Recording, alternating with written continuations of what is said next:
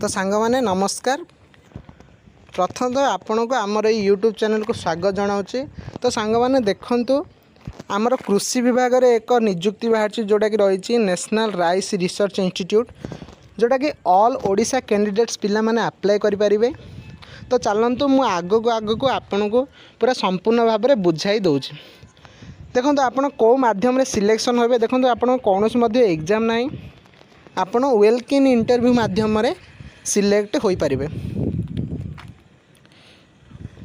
तो सांग माने देखंतु आपणकर एजुकेशनल क्वालिफिकेशन कौन रही दरकार।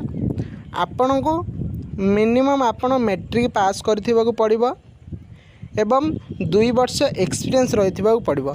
जदि आप मैट्रिक पास करते जेते परसेंट थाउजी थाउ मैट्रिक पास करते एवं एग्रीकल्चर लाइन रे आपणकर कौन एक्सपीरियंस अच्छी, माने कौन सर्टिफिकेट से मांगुनी, कौन एक्सपीरियंस अच्छी, आप धान विषय जानते ना नहीं, चाउल विषय जानते ना नहीं, से विषय जदि कौन एक्सपीरियंस अच्छी ताहले आपण अप्लाई करें।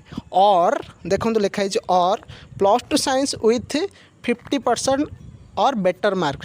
जदि आपणकर +2 साइंस स्ट्रीम नहीं थिबे एवं 50% रु अधिक जदि थिबो ताहले आपण एई पदवीटी को अप्लाई करि परिबे। तो एतिकी थिला तार एजुकेशनल क्वालिफिकेशन। आउ आमे जदि देखिबा एज लिमिट, आपण को केते एज होइथिबा दरकार। आपण को मिनिमम 18 वर्ष रु 50 वर्ष भितर बयस होइथिबा दरकार। जदि 18 वर्ष रु 50 वर्ष भितर आपणकर बयस अछि ताहले ओडिसा रो ऑल कैंडिडेट्स पिला माने अप्लाई करि परिबे। देखंतु मुझे देखी प्लेस ऑफ पोस्टिंग, देखो आपनकर कोठी पोस्ट हम। देखो लिखी NRRI कटक, जोटा कि मुझे आपको आगु कहीदे कौटी पोस्टिंग हम। तेणुक यह रही तार पोस्टिंग प्लेस। एवं मुझे देखी डेट इन इंटरव्यू, आपनकर कौ दिन इंटरव्यू रहिबो। देखो आपनकर 24/3/2021 दिन 10:30 AM रे इंटरव्यू रहिबो। माने आपण साक्षात्कार माध्यम रे सिलेक्ट होई पारिबे।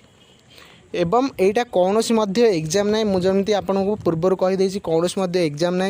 जदि आपण क्वालिफिकेशन अनुसार एलिजिबल अटंती ताहले निश्चिंत भाव में यही जॉब टी को अप्लाई करंतु। देखंतु गवर्नमेंट ऑफ ओडिशा ना, सेंट्रल गवर्नमेंट रो बहुत बढ़िया जॉब अच्छी, तेणुक निश्चिंत भाव अप्लाई करि पारिबे। तो सांग माने वीडियो थिला एतिकी।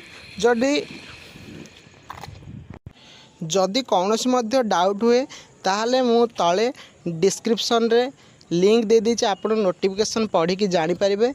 एवं जदि कौनसी मध्य पुणी डाउट हुए ताहले मोर कमेंट सेक्शन रे कमेंट करंतु, मु आपण कमेंट रो आंसर निश्चित भाव देबी।